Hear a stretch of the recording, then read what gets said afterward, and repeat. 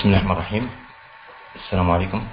On va essayer de donner des solutions, des exercices concernant la série de Fourier, l'égalité Parseval, et aussi la transformation de Fourier, donc de la série 2, deuxième année, temps commun.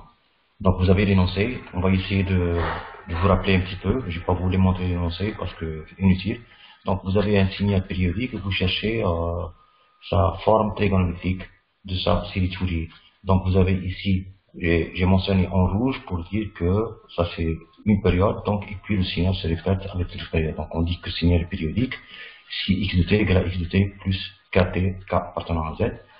Et dans ces conditions, dans l'intervalle 0t sur 2, donc on a E, et l'intervalle t sur 2 jusqu'à t, on a moins E. Donc la série de Fourier d'après la formule série forme trigonométrique, on a x de t égale à a0 plus la somme des n cosinus n oméga 0 plus la somme des n sinus oméga 0, ça c'est connu, vous avez vu ça au cours. Donc a0 représente la valeur moyenne, et AN, ce sont les projections du signal sur l'axe du cosinus et l'axe du sinus. Avec oméga 0, bien sûr, la pulsation qui est égale à 2 pi sur t, et t, c'est la période du signal. Donc, juste pour vous rappeler, vous avez ces formules. Donc, si on veut calculer la valeur moyenne, on voit que ici, plus E dans 0t sur 2 et moins E dans l'intervalle t sur 2t. Donc, on voit que plus E moins E s'annule, donc automatiquement on aura la valeur moyenne nulle qui est égale à la valeur moyenne qui est nulle, quoi. Puisque on veut intégrer le A0 dans sa période, on va prendre le rouge, donc sa période, une période, et puis on intègre et on trouve que cette intégrale donne directement 0. On voit aussi que ce signal ici, il est impair. Normalement, lorsque le signal est impair, c'est inutile de calculer les AN, parce que les AN sont nuls lorsque le signal est impair. S'il est pair, c'est pas la peine de calculer les BN, parce que les BN seront nuls aussi. Donc ici, juste pour confirmer, on fait le calcul de AN, d'après la formule du Fourier, et on trouve que 2 sur T, j'intègre, et bien sûr, on a E cosinus dans l'intervalle 0t sur 2, et moins E dans l'intervalle t sur 2 jusqu'à t fois cosinus, bien sûr. Bien sûr, il faut connaître l'intégration du cosinus sinus. Puisque oméga 0 égale à 2 pi sur t, donc on a cos n oméga 0 t, si j'intègre par rapport à t, c'est-à-dire que j'aurai à la sortie un sinus n oméga 0 t qui est divisé par n oméga 0. Et puisqu'oméga 0 égale à 2 pi sur t, donc on aura ici le E comme facteur, c'est commun, donc on peut sortir. 2 sur t, ça fait paramètre de l'intégrale, donc dans la formule de n. Donc on divise E sur n oméga, ou bien n de pi sur t, comme c'est indiqué que oméga 0 égale à 2 pi sur t. Sinus, intégré donc calculer le sinus dans l'intervalle 0 t sur 2, donc on fait l'abstraction. Même chose pour l'autre intervalle, t sur 2t, et on trouve que ici, en remplaçant t par sa valeur ici, t sur 2, donc on a sinus de pi sur t, n de pi sur t, et le t maintenant devient t sur 2. Moins sinus, maintenant on remplace t par 0, ça donne 0. Même chose pour l'autre sinus dans l'intervalle t sur 2 jusqu'à t. Donc on remplace ici par t, ça donne sinus n de pi sur tt, et puis on remplace moins à t égale à t sur 2, donc sinus n de pi t sur 2. Après simplification, on trouve que ici on a sinus npi, et il faut connaître les valeurs de sinus et cosinus dans les angles standards, pi sur 2, normalement c'est connu, 3 pi sur 2, ainsi de suite. Même chose pour le cosinus. Donc si on ne sait pas ces valeurs-là, on ne peut pas savoir, on peut pas faire on trouve pas l'intégrale. Donc l'intégration sinus-cosinus, donc c'est pas la peine de dire que j'ignore, parce que sinon on ne pourra jamais calculer la série de Fourier trigonométrique. Donc ici, tout ça est 0, aussi 0, 0 moins 0, ça donne toujours 0, ici 0 moins 0, aussi ça donne 0, multiplié par E sur npi, ça donne 0. Ça confirme que le signal est impair. Pour le BN, on fait la projection du signal sur le sinus, en appliquant la formule de Fourier. Donc, Ici, maintenant, l'intégral sinus, c'est moins cosinus. Et c'est la même chose, on divise par n oméga 0, bien n sur 2 pi t. Donc, en remplaçant t sur 2 à t, ça donne n de pi sur t fois t sur 2, donc ça devient sinus n pi. Et le cosinus 0 égale à 1. Donc, puisqu'il y a 1 ici, ça devient, on peut inverser. Donc, au lieu de dire 0 t sur 2 avec signe moins, on peut éliminer ce moins-là et dire maintenant t sur 2 jusqu'à 0. Et ça donne 1 moins 1 moins 1 puissance 1. Pourquoi moins 1 puissance 1? Parce que c'est cosinus n pi. Si n est pair, ça donne moins 1. Si n est impair, ça donne 1. Donc 1 moins 1 puissance 1. Même chose pour l'autre cosinus aussi. Donc on trouve aussi plus 1 lorsqu'il s'agit, parce que lorsqu'on remplace par t, donc ça donne quoi? N de pi t sur, fois t, on simplifie t avec t, ça sera le sinus n de pi. Donc toujours on a donc n de pi, ça donne 1, et puis 1 t sur 2, ça donne moins 1, ça dépend que impair et impair. Et par simplification, on trouve 2e sur n pi, 1 moins 1, parce que ici on a 1, et plus 1, ça fait 2, et moins 1 deux fois, donc on fait sortir le 2, on aura un 2 comme facteur ici. Donc c'est clair maintenant pour le Bn, si n est pair, ça donne un Bn 0, si n est impair, ça serait bien sûr ici impair, donc 1 moins 1, ça donne 2, et 2 fois 2, ça donne 4, donc on a ici 4e sur n pi, c'est impair. Et on peut simplifier ça en mettant 2n et 2n plus 1, donc on aura directement les valeurs de B2n et B2n plus 1. C'est-à-dire que on peut écrire le signal par sa série de Fourier, donc on remplace x de t, A0 c'est 0, et AN donc c'est sinus. Maintenant ce qui reste c'est les Bn. Comment on remplace les Bn? Donc c'est 4e sur pi, voilà. Les 2n plus 1, donc après la somme, parce qu'on fait la sommation à partir de n égale à 0 jusqu'à l'infini, parce que peut-être quelqu'un va me poser la question, on dit que attention, le n commence à 1 et puis jusqu'à l'infini. D'accord, mais ici on parle seulement des parties impaires, parce que lorsqu'on remplace n égale à 0, ça donne 1. n égale à 2, n égale à 1, ça donne 2 fois 1 plus, ça donne 3. Donc c'est toujours, ce sont les valeurs impaires. Ici, les valeurs paires sont nulles. Donc c'est pour cette raison qu'on commence par 0.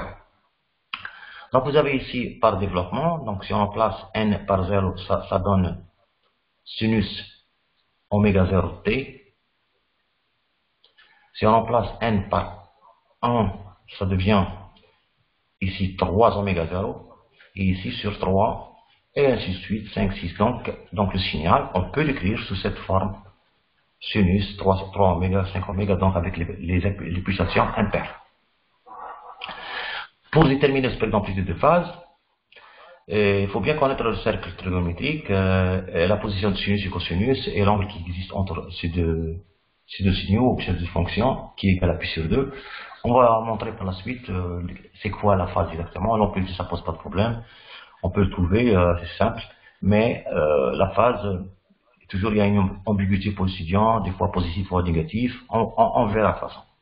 Donc si on développe le cosinus oméga t plus θ, donc ça c'est la phase, on trouve cosinus oméga t cos θ moins sinus oméga t sinus θ. Si on prend θ égale à moins pi sur 2, on trouve que cosinus oméga t plus moins pi sur 2, ça donne directement sinus oméga t. Donc vous voyez que lorsqu'on trouve ici le sinus, ça veut dire que la phase, parce que le cosinus est l'origine des phases, sa phase est moins pi sur 2. Par contre le cosinus, tout simplement cosinus oméga t, sa phase est nulle. On verra. Donc ici, puisque sinus oméga t égale à cosinus oméga t moins pi sur 2, alors la phase égale à moins pi sur 2. C'est confirmé. Donc pour tracer le spectre d'amplitude qui est toujours positif et symétrique par rapport à l'axe des Y, donc ici on parle de la représentation unilatérale, c'est-à-dire qu'à partir des fréquences positives. Il y a aussi la série de Fourier sous forme exponentielle, donc complexe. Bon, déjà, je l'ai développé dans l'autre vidéo, là, les deux formes de série de Fourier. Vous pouvez revenir à l'autre vidéo pour comprendre et comparer avec la série trigonométrique. La phase, on a dit que quel que soit maintenant, on a des sinus, donc quel que soit le sinus, toujours la phase est moins pi sur 2. Donc ici, on a oméga 0, 2 oméga 0, donc l'amplitude est nulle, 3 oméga 0, donc ça serait 4e sur pi multiplié par 1 sur 3. Voilà. Et pour 5 oméga 0, c'est 4e sur pi fois 1 sur 5, donc 4e sur 5 pi. Et pour 7 oméga 0, et ainsi de suite. Donc ici, on voit que on a représenté l'amplitude maximale qui est 4e sur pi. Ici, c'est 4e sur 3 pi. Et ici, 4e sur 5 pi, 4e sur 7 pi, et ainsi de suite. Donc c'est décroissant, l'amplitude décroît pour les pulsations impaires. Par contre, pour les pulsations paires, c'est nul. Et puisque ce sont des sinus, donc quelle que soit l'amplitude, ici on parle de la phase, ici la phase elle est toujours moins pi sur 2. L'identité Parseval, qu'est-ce qu'elle exprime? L'identité Parseval, c'est important ça pour comprendre, parce que des fois lorsqu'on veut prendre un signal et limiter le signal à des fréquences, on cherche combien on a pris de puissance, quelle est la puissance prise par rapport à la puissance totale du signal. Donc l'identité Parseval va nous permettre de savoir qu'on peut calculer la puissance dans le domaine temporel comme on peut calculer la puissance par les composantes. Et ça exprime que l'identité Parseval, c'est la puissance du signal temporel. Elle veut dire que la puissance du signal temporel est la somme des puissances qui se trouvent dans les composantes Fourier. Voilà, ça c'est la puissance calculée dans le domaine temporel. Et ça c'est la puissance calculée par la somme de toutes les composantes de ce signal x de t. Donc, puisqu'on a trouvé A0 égale à 0, donc, et le A1 égale à 0, on aura seulement les composantes Bn qu'on a trouvées tout à l'heure. Voilà, je reviens. Et on a seulement B2n plus 1 parce que les B2n sont nuls, donc c'est 4e sur 2 pi n plus 1 à partir de n égale à 0 pour prendre la première pulsation, ou bien la pulsation fondamentale. Donc 1 sur 2n plus 1, et maintenant 4e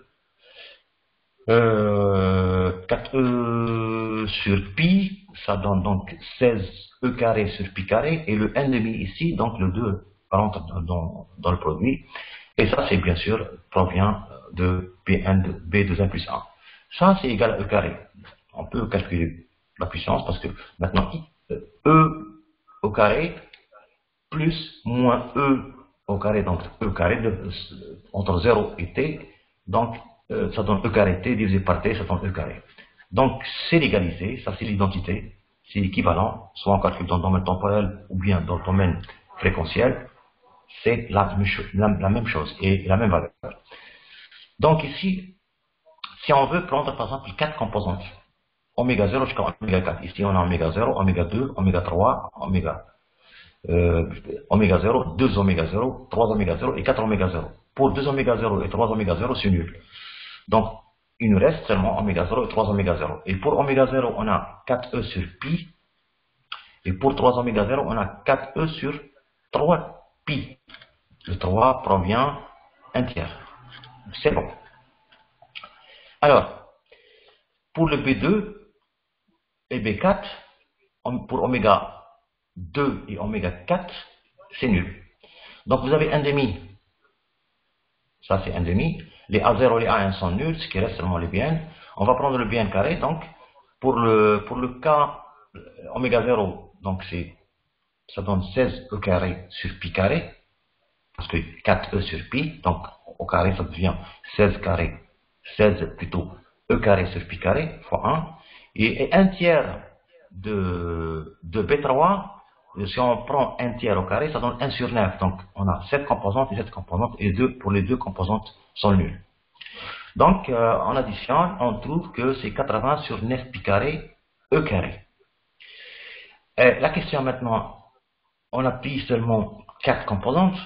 Est-ce que ces composantes sont principales, sont importantes, et quelle est la puissance de ces composantes par rapport à la puissance totale du signal, en prenant toutes ces composantes?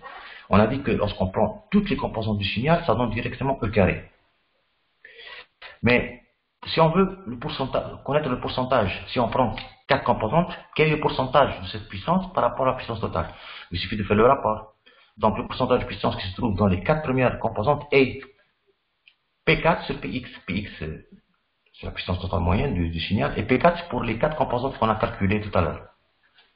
Donc c'est 80 sur 9 pi carré, E carré, et on divise par E carré, c'est de Px. Donc, simplification E carré, ça donne 80 sur 9 pi carré, et ça correspond presque à 90% de la puissance totale du signal. Donc, c'est important de savoir combien de composantes, quelles sont les composantes qui influent sur la puissance totale du signal. Donc, avec les ondes Parseval, on a vu tout à l'heure, juste pour confirmer, que on peut aussi calculer la série ici, si on a une série, en utilisant les ondes Parseval et la transformation de Fourier. Donc, juste pour le calcul de série ici. Alors, j'explique ici la phase, parce que ici, si on a un point matériel qui se déplace autour du cercle, si on fait on fait la projection, on trouve le cosinus de cet angle-là, bien sûr, entre ce rayon-là, du cercle, et l'axe du cosinus, on l'appelle θ, l'angle θ, qui est égal à oméga t. Si on fait la projection sur l'axe Y, qui représente sinus θ, donc c'est le sinus θ de cet angle-là. Et l'origine maintenant des phases, c'est l'axe cosinus. On a vu que cosinus oméga t moins θ, voilà, égale à sinus oméga t. Si en remplaçant θ par moins pi sur 2, ici par exemple, ici c'est l'origine, donc au sens opposé des aiguilles de montre, on a c'est le sens négatif. Le sens des aiguilles de montre, c'est le sens positif. Par rapport au sinus, on voit que le sinus a une phase de pi sur 2 avec le cosinus. Donc, le signal, puisqu'il est représenté par le sinus, c'est-à-dire que sa phase maintenant, par rapport à l'origine des phases, ici, cosinus oméga t, l'origine des phases, donc c'est la phase qui est moins pi sur 2. Mais on voit d'après la relation de Charles que cosinus au carré plus sinus au carré, ça donne quoi? Le rayon carré. Ici, le rayon carré, c'est module carré du signal, qui est égal à cos carré sinus carré, ici égal à 1, parce qu'on est sur le circuit trigonométrique. Pour l'exercice 2, maintenant on a vu avec série de Fourier comment on représente. J'insiste aussi de voir l'autre vidéo qui représente deux formes de série de Fourier trigonométrique exponentielle, parce que ici l'exemple est appliqué seulement pour le cas trigonométrique. Pour la transformation de Fourier, lorsqu'il s'agit des signaux à énergie finie, donc vous avez un signal, t égale à exponentiellement à t fois l'échelon de t, pour l'échelon de ces fonctions Heaviside. Donc on peut représenter ce signal, c'est simple, on utilise en MATLAB, donc on donne une valeur quelconque, parce que lorsqu'on calcule, donc on doit donner une valeur, choisir l'intervalle pour représenter par MATLAB, et on peut faire ce programme, c'est simple, donc t moins 10, 10 c'est l'intervalle, on veut tracer, ça c'est le pas entre moins 10 et 10, a égale à 0,5, c'est la fonction du signal, Heaviside. Maintenant on veut tracer ce signal avec ces paramètres, quoi. Donc, vous voyez que x de t exponentielle moins 0,5 t Heaviside, multiplié par l'échelon, donc ça, ici, parce que l'échelon est défini de 0 jusqu'à l'infini, qui est égal à 1, et de moins l'infini jusqu'à 0, ça donne 0. Donc, si on multiplie le signal exponentiel avec 1, ça donne, dans le temps positif, ça donne 2x moins exponentielle, et pour le temps négatif, puisque Heaviside est égal à 0, donc le produit est nul. Et voilà le graphe correspondant. Maintenant, pour calculer la transformation de Fourier, c'est pas comme la série de Fourier. Ici, on a un signal à énergie finie, on applique la formule moins l'infini plus l'infini x de t et la projection sur l'exponentielle. Donc, après le calcul, on trouve que, au lieu de, parce que la formule c'est de moins l'infini jusqu'à plus l'infini, puisque le signal maintenant il est nul de moins l'infini jusqu'à 0. Donc, ce qui nous reste, c'est 0 jusqu'à plus l'infini. Donc, c'est pour cette raison que ici, on a représenté 0 plus l'infini. Exponentiellement à t, c'est le signal. Et c'est pas la peine de faire Heaviside, ça veut dire égal à 1, Heaviside égal à 1 dans cet intervalle-là. Donc exponentiellement à t, exponentiellement j. Les exponentielles, on ajoute des arguments et on calcule. Et on trouve que c'est 1 sur a plus u du pi f. Juste une remarque, lorsqu'on parle de transformation de Fourier, attention, pour les étudiants qui ont un problème avec les nombres complexes, ils ne pourront jamais trouver le spectre d'amplitude ni le spectre de phase. J'insiste que de faire un petit rappel sur les fonctions complexes, nombres complexes, comme ça, les calculs, ça devient très simple. Donc, si on veut tracer le spectre d'amplitude du signal, qui est toujours symétrique par rapport à l'axe des Y, Et aussi, une autre remarque que le spectre d'amplitude est ici une fonction paire. Donc le spectre d'amplitude est tracé dans l'intervalle moins 10, 10, on choisit l'intervalle. Et on prend A égale à 0,5, donc 1 sur A à la fréquence égale à 0 ici. On voit la formule, à la fréquence égale à 0, on aura directement x de f qui égale à 1 sur racine de a carré. Et 1 sur racine de a carré, ça donne 1 sur a. Voilà, donc c'est confirmé que ici, pour 0, ça donne 1 sur a. Et puisqu'on applique a égale à 0,5 dans l'application, donc on trouve 1 sur 0,5, ça donne 2. Et puis c'est la fonction racine carrée, donc c'est une fonction qui est symétrique par rapport à l'axe des y. Maintenant, pour le spectre de phase, l'arc tangente de cette fonction, c'est le calcul de l'arc tangente de cette fonction. On a un rapport de deux nombres, donc numérateur-dénominateur, ou bien deux fonctions.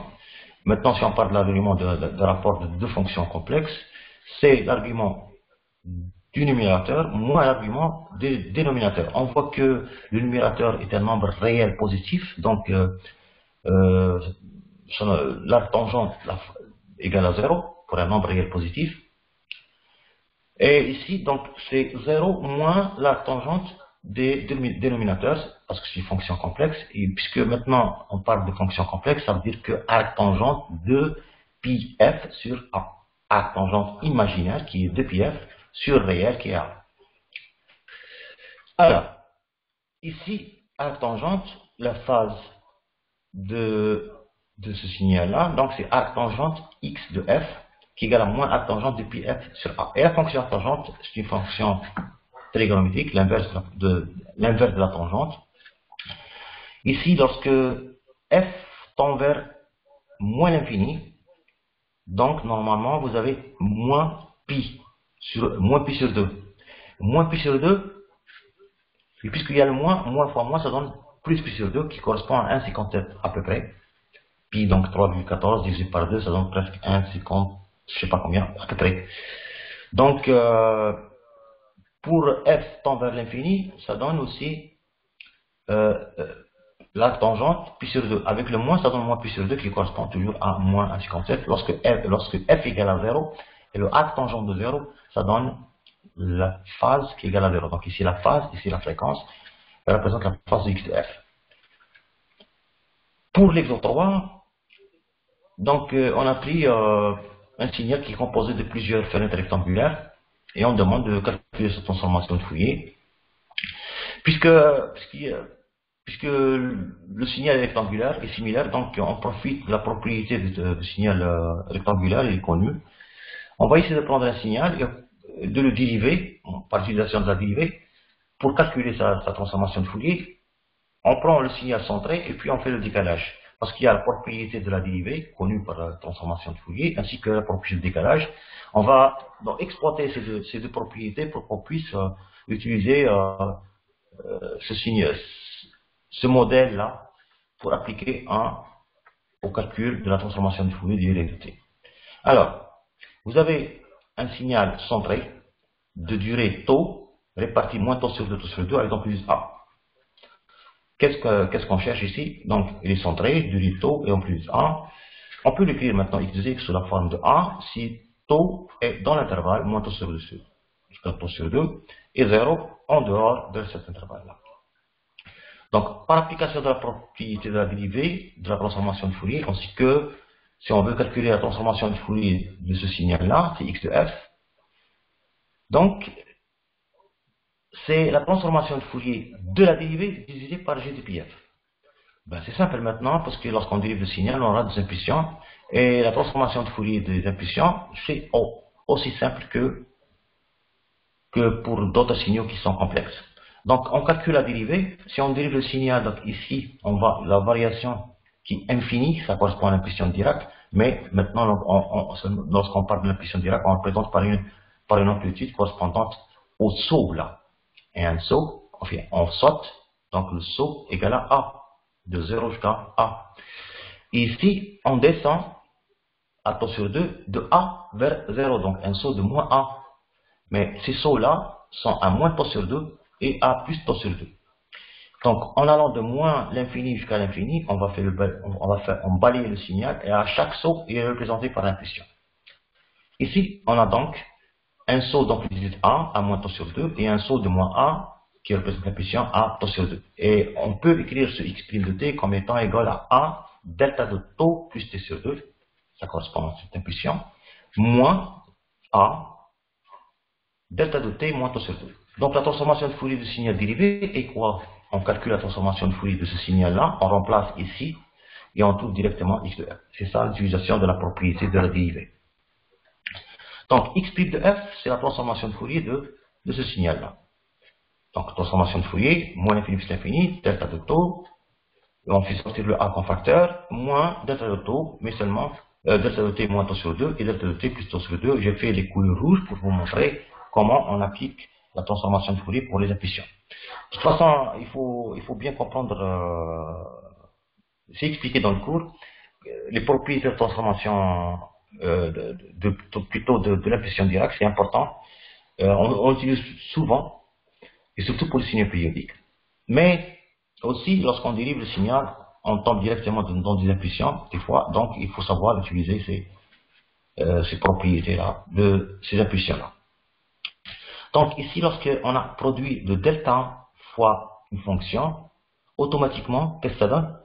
Ça donne delta, comme elle est, mais la fonction ici, on remplace par tau sur 2. Même chose ici. Plutôt ici, plus tau sur 2, donc on remplace avec moins tau sur 2. Vous voyez ici que l'exponentielle, maintenant, le petit t là est remplacé par moins tau sur 2. Même chose pour delta de t moins tau sur 2, à cette fonction exponentielle, on remplace par tau sur 2. Et attention, une remarque, delta de t moins t0 fois x de t, ça donne directement x de t0, delta de t moins t0. Et lorsqu'il s'agit de delta de t plus t0 fois x de t, ça donne directement delta de t plus t0 fois x de moins t0. Donc ici, vous voyez, plus, elle donne moins ici. Et moins, c'est plus. Donc, c'est évident. Donc ici, somme, ou bien différence exponentielle, dans ce cas-là, ça donne directement 2j sinus pi f tau. Pi f tau, pourquoi? Parce que ici, on simplifie le 2 avec le 2, le 2 avec le 2, et l'exponentielle moins j moins l'exponentielle moins j, directement, exponentielle moins ça donne plus, donc exponentielle de jx moins exponentielle de moins jx, ça donne 2j sinus x. Et notre x ici, c'est pi f tau, donc 2j sinus pi f tau. Maintenant, pour calculer la transformation de Fourier de x de t, qui est x de f, on profite, on exploite la transformation de Fourier de x' de f, et on remplace dans la formule de la propriété dans la propriété de la transformation de Fourier des dérivés. Donc ici, on a trouvé 2j sinus pi f tau, l'amplitude A, on divise par j de pi f parce qu'on a dérivé une seule fois. Maintenant, par simplification, on trouve A sinus pi f tau sur pi f. Pour avoir le même argument du sinus, on multiplie par tau et on divise par tau. J'ai mis ça en vert pour vous dire qu'on a ajouté ça juste pour avoir pi f tau, pi f tau. Et maintenant, il faut tenir compte de la définition de sinus cardinal. Il existe deux définitions. Le sinus pi x, plutôt pi alpha sur pi alpha égale à sinus cardinal de alpha. Ça, c'est la première définition, pour lequel ce sinus cardinal s'annule seulement lorsque alpha égale à plus ou moins 1, plus ou moins k, et k appartient à z. Une deuxième définition, lorsqu'on parle de sinus alpha sur alpha, égale à sinus cardinal de alpha, mais maintenant, ce sinus cardinal s'annule seulement lorsque alpha égale à plus ou moins k pi pour k égale à z. Juste, la différence, ce n'est pas dans la forme, mais dans les temps d'annulation, ou bien l'axe temporel, ou plutôt l'axe temporel ou l'axe fréquentiel, ça dépend où il est tracé le sinus cardinal. On choisit par exemple la première définition, parce qu'elle est utilisée par MATLAB, donc x de f, x' de f sur j de pi f, simplification de j de j, je répète, multiplication, on aura directement a tau sinus cardinal f tau Donc f tau, ça veut dire que j'ai utilisé la première définition qui est utilisée par MATLAB. Les gens qui utilisent ça seulement doivent définir que son sinus cardinal est défini par sinus alpha sur alpha. Et on accepte. Mais seulement, moi je vous conseille d'utiliser sinus pi alpha sur pi alpha parce que lorsque vous travaillez dans la pratique avec le MATLAB, vous saurez que c'est important pour ne pas faire changement de variable, donc utiliser directement les fonctions qui existent dans MATLAB. Donc, on peut avoir une forme générale. Donc, lorsqu'il s'agit d'un signal rectangulaire, et on veut calculer sa transformation de Fourier, donc sa transformation de Fourier, c'est 1 fois la durée, sinus cardinal, de f fois la durée. Donc, c'est ça. Ici, c'est la durée, tau. Ça, c'est A, l'amplitude. Donc, amplitude, durée. J'ai utilisé couleur juste pour se rappeler. Donc, amplitude, durée, sinus cardinal, f, durée. Donc, xf ici s'annule pour f tau égale à plus ou moins k. Donc, f tau égale à plus ou moins k, comme on a vu ici. Donc, plus ou moins k, ça veut dire que les fréquences qui annulent le sinus cardinal ici, c'est plus ou moins k sur tau. Et on peut écrire maintenant, puisqu'on a exploité la fonction rectangulaire centrée, avec sa durée et son amplitude, donc c'est une forme générale, on peut exploiter, et on va voir que le signal y de t est composé de 3 fenêtres de durée différentes et de positions différentes. Donc, il suffit de représenter le signal en fonction des signaux rects dans leur position et leur amplitude. Donc, ici, en 4,5, t et 2,5. Qu'est-ce que ça veut dire 4,5? Ça veut dire que la première partie, elle est centrée à moins 4,5. Deuxième, elle est centrée à moins t. Et la troisième, elle est centrée à 2,5. Maintenant, t de t et t, ça veut dire la première a une durée t, la seconde a une durée 2t, et la troisième a une durée t. Maintenant, moins a, ça veut dire que l'amplitude est négative. Ici, plus a, amplitude positive. Et moins a, ça veut dire pour la dernière fonction, elle est négative. On va voir le signal maintenant. Qu'est-ce qu'on voit? Ici, on a moins 5, moins 4. Ici, le centre, c'est au milieu, c'est 4,5. Ici, moins 2 et 0, ça veut dire que le centre, il est moins t. Et ici, 2t et 3t, ça veut dire que le centre est 2,5. Maintenant, pour la fenêtre rectangulaire qui est au milieu là, et l'amplitude A. Pour les deux, c'est moins A, ce qu'on a vu ici. Donc, ici, au centre, c'est A, durée de t, centré à moins t, et les autres, c'est moins A, position moins 4,5t et 2,5t. Donc, en utilisant maintenant la propriété du décalage pour la transformation de Fourier, si on a un signal centré comme XF qu'on a vu tout à l'heure, voilà, hein, un signal X de t, sa transformation de Fourier X de f, mais on le décale à droite ou à gauche avec un instant bien précis, ça veut dire qu'on fait un décalage X de t moins t0. Quelle est sa transformation? Quelle est la transformation du signal décalé? Seulement, ça serait XF, du signal X de t, fois exponentielle moins J de pi f t0, le temps de décalage. Et puisque les signaux sont décalés, on peut exploiter maintenant avec cette propriété-là pour trouver directement la transformation de Fourier. Donc, on voit que le premier signal, donc il a une amplitude moins A, d'accord? Durée T, amplitude durée, sinus cardinal F, durée, donc ici. Le décalage, il est à moins 4,5, donc exponentielle moins J de pi F, moins 4,5T. Plus A, l'amplitude, durée de T, donc fois 2T, sinus cardinal, F, durée, la durée ici de T. Et maintenant, on a un décalage à moins T, donc exponentielle moins J de pi F, moins T. Pour la troisième fenêtre, on a amplitude moins A, durée T, et sinus cardinal ft, f durée donc. Et puis, l'exponentielle moins J de pi F, 2,5T.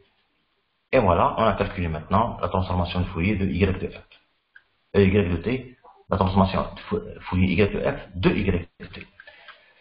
Prenons le cas d'un signal, maintenant un signal triangulaire, 2 tri T, dont la figure est ci-dessus. Vous avez un signal, donc amplitude 2, et de moins 1 vers 1, et c'est le modèle donné au cours là, donc il faut revenir au cours pour comprendre la représentation des signaux par des modèles bien précis. L'amplitude temps. Donc si on veut calculer la transformation de Fourier d'un signal, ce signal, je tiens à vous dire que c'est un signal à énergie finie, et il est à durée limitée, donc le signal à énergie finie. Maintenant, si on calcule sa dérivée, première dérivée, qu'est-ce qu'on voit ici? La dérivée, c'est mesure de la variation. Donc ici, dans moins 1 jusqu'à 0, on voit une amplitude 2, je divise par la durée. Donc 2 sur 1, et ça donne 2. Vous voyez que intervalle moins 1, 0, j'ai 2. Et ici, j'ai une descente, donc descente pente négative, j'ai une descente moins 2 sur 1. Et on aura directement moins 2. Et ici, maintenant, c'est aucune variation, c'est-à-dire que 0. Et aussi, aucune variation, 0. Donc, c'est la première dérivée. On dérive une seconde fois. Qu'est-ce qu'on trouve? Pour la seconde fois, on trouve que, voilà, ici, on voit que une variation de à l'instant t-1. On trouve directement une impulsion. D'amplitude 2 à l'instant moins 1. Et ici, maintenant, à l'instant 0, on trouve une variation négative de 2 vers moins 2. Ça veut dire que si on a 2 vers moins 2, ça veut dire une chute de moins 4. Et on a moins 4 ici. On continue. On est à 1, à l'instant t égale à 1, et puis on monte de moins 2 vers 0. Moins 2 vers 0, ça veut dire 0 moins moins 2, ça veut dire 2. Donc, augmenter 2. Ici, la variation égale à 2. Donc ici, vous avez trois impulsions, à moins 1, à 0 et à 2. À moins 1 et à 2, ils ont la même amplitude. Par contre, à 0, c'est l'amplitude double. Donc ici, l'écriture de cette deuxième dérivée là, j'appelle x seconde de t, qui est égal, voilà, 2 delta de t plus 1, moins 4 delta de t, ça veut dire à l'origine, plus 2 delta de t moins 1 à l'instant 1. Alors, si on veut maintenant calculer la transformation de Fourier de signal dérivé, en utilisant plutôt du signal en utilisant la propriété de la dérivée, voilà la formule. X de f, c'est la transformation de Fourier de la seconde dérivée sur j depuis f carré. Pourquoi carré? Parce qu'on a dérivé deux fois. Si on dérive n fois, donc ce serait puissance n. Lorsqu'on a vu tout à l'heure que lorsqu'on a dérivé une fois, donc on a divisé seulement par j depuis f. Donc la transformation de Fourier de l'impulsion, c'est simple. 2 delta de t plus 1, moins 4 delta de t, plus delta de t moins 1 sur j depuis f au carré. Et ça donne, on a vu déjà comment, lorsqu'il y a une impulsion qui rentre avec une fonction, donc c'est le produit, et puis l'intégrale de l'impulsion égale à 1. Donc c'est 2 exponentielles j pi f, parce que ici, t égale à moins 1, moins j depuis f moins 1, ça donne directement plus j depuis f. Ici, c'est moins 4 exponentielle de 0, donc c'est 4. Et plus 2 exponentielle moins j depuis f1, donc directement ça donne exponentielle moins j depuis f sur le dénominateur qui est connu là. Maintenant, on peut faire sortir le 2 et on aura exponentielle j depuis f moins 2 plus 2 exponentielle moins j pi f. Et on fait ça au carré, donc c'est comme si on dit a moins b au carré. Donc ça donne a carré moins 2ab plus b carré. Donc c'est la même chose. Maintenant, exponentielle jpf moins exponentielle moins jpf, à l'intérieur c'est quoi? C'est 2j sinus pf le tout au carré. Je parle 2j sinus pf le tout au carré. Le 2 est en facteur sur j de pf. Donc, puisque carré, on peut simplifier le 2j avec 2j. Et on a directement 2. Et ça, c'est sinus pf sur pf. Donc, c'est le sinus cardinal f. Maintenant, c'est simple. Mais attention, si on ignore quelles sont les relations exponentielles trigonométriques, on tombe dans le problème pour trouver la solution exacte. Donc, je vous rappelle de revenir sur ces définitions pour comprendre mieux. Pour l'exercice suivant, qu'est-ce qu'on a? On a un signal périodique de période t. Ici, on a pris t égale à 1, donc lorsqu'on travaille avec MATLAB, donc on doit limiter. Donc, c'est pas comme la théorie ici, juste pour tracer, j'ai représenté t égale à 1 seulement. On peut tracer le signal, voilà. Et ce signal, il est multiplié par une fenêtre rectangulaire. Ce signal, multiplié avec une rectangulaire, qu'est-ce qu'on aura? Puisque cette fenêtre rectangulaire est limitée entre 0 et 1, entre 0 et t. Donc, en dehors de cet intervalle, le produit est nul. À l'intérieur, ça donne cette rampe-là. Donc, vous avez maintenant le signal y de t. Voilà. Je précise. Ici, c'est signal xt. Ici, c'est signal rect t moins t sur 2. Si on fait le produit de deux signaux-là, on aura directement signal y de t qui est la x de t fois rect. Et ça donne directement le signal entre 0 et 1. Maintenant, qu'est-ce qu'on demande? On demande aussi de dériver ce signal, dérivé de y. On dérive. Si on dérive, qu'est-ce qu'on trouve? On a la pente ici. On a la pente. Donc le maximum 1, le minimum 0. Donc c'est une variation de 1 sur l'intervalle de 1. Donc 1 sur 1, ça donne 1. Donc l'intervalle 0, 1, on a une amplitude qui est égale à 1. Avant c'est nul, après c'est nul. Mais ici, lorsqu'on est arrivé à 1, on est au haut là, on est arrivé à la pente. Pour revenir à 0, on fait une chute. Chute libre. Donc descente. Cette descente de tangente infinie représente l'impulsion Dirac. Et voilà. C'est ça, donc en rouge représente l'impulsion Dirac. Donc la dérivée de ce signal-là, c'est une fenêtre rectangulaire, aussi avec une impulsion Dirac, et on peut écrire maintenant que z qui égale à dy de t, c'est y qui égale y' de t, et donc c'est t rect t moins 0,5, parce que la fenêtre elle est centrée à 0,5. Bon, ben, lorsqu'on a tracé, on a dit t égale à 1, mais juste pour comprendre maintenant, puisque t égale à 1, t moins 0,5, si t égale à 1, ça donne directement t moins 0,5 et t égale à 1. Moins t delta de t, dans le cas t égale à 1, donc ça donne une chute de moins 1. Ce qui correspond au graphe ci-dessus. Donc lorsqu'on place t égale à 1, on aura directement le graphe correspondant. Moi j'ai fait le programme parce que j'ai trouvé que dans MATLAB, il n'y a pas la présentation des dérivées des impulsions, surtout lorsque le signal contient des impulsions Dirac à la dérivée. Moi j'ai fait le programme, c'est un peu compliqué, peut-être une fois je vous le montrerai. Je vous le montrerai parce que ça va être comme un assistant pour vous diriger à trouver la bonne solution. Ça serait dans une autre vidéo, bien sûr. Maintenant, on a trouvé z, dans le cas t égale à 1. La transformation de Fourier, donc y de f, en utilisant la propriété de la dérivée, c'est z de f sur j de pi f. Donc c'est la transformation de z, Fourier de z, sur j de pi f. Et puisque on a parlé de transformation de Fourier directe, c'est quoi ça? C'est l'amplitude fois durée, sinus cardinal fois f durée. Donc l'amplitude c'est t, la durée t, donc t fois t ça donne t carré, sinus cardinal f durée, donc t. Exponentielle, pourquoi on a fait exponentielle? Parce qu'elle est décalée, à 0,5 t. C'est pas centré. Et l'exponentielle maintenant, moins j de pi f t sur 2, ou bien 0,5 t, donc elle devient moins j pi f t. Et pour l'impulsion Dirac, moins t, elle est décalée, ce décalage-là est représenté par l'exponentielle moins j de pi f décalage t. La division, c'est commun, donc on divise par les deux. Pour t égale à 1, donc, il suffit de remplacer, donc l'amplitude, ça devient 1, et la durée 1, l'exponentielle aussi 1, et ici aussi, on remplace t égale à 1.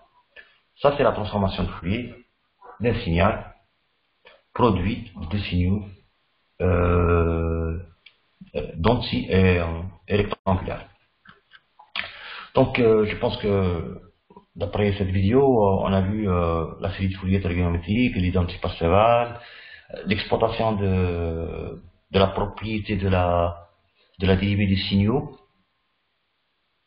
pour qu'on puisse faciliter les calculs de la transformation de Fourier, ainsi que l'exploitation des décalages.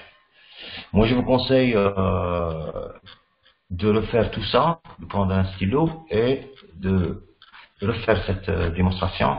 Comme ça, vous aurez la main lorsqu'il s'agit des problèmes plus complexes. Si vous avez des problèmes sur le sinus, le cosinus et tout ça, moi je vous conseille de les revoir. Sinon, vous ne pourrez jamais calculer la série de Fourier ou bien la transformation de Fourier. Donc, la formule de Moivre, la formule de l'air, l'intégration cosinus-sinus. Donc, juste une remarque pour l'identité de Parseval, parce que lorsqu'on écrit x de t égale à 0 plus la somme des n cosinus et bien sinus, il y a une autre écriture qu'on peut écrire qui est x de t qui égale à 0 sur 2 plus la somme des a1 plus la somme des bn. Lorsqu'on a a0 sur 2 pour l'identité Parseval, qu'est-ce qu'on aura?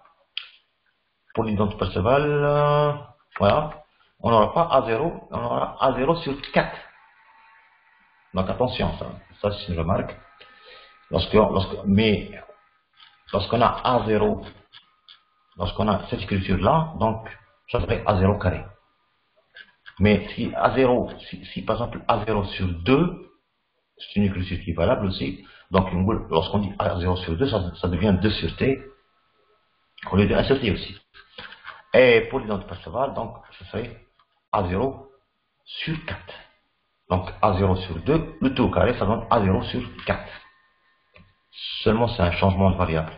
J'espère que je vous ai bien transmis cette information. Si vous avez des questions ou des remarques, je serai à votre disposition. Vous pouvez me contacter par mail. Et voilà, je me remercie. Wassalamu alaikum.